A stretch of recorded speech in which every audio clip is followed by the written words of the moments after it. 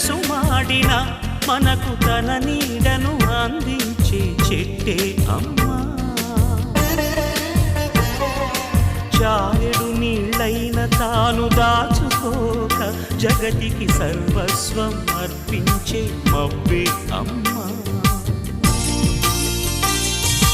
ఆ అమ్మలనే మించిన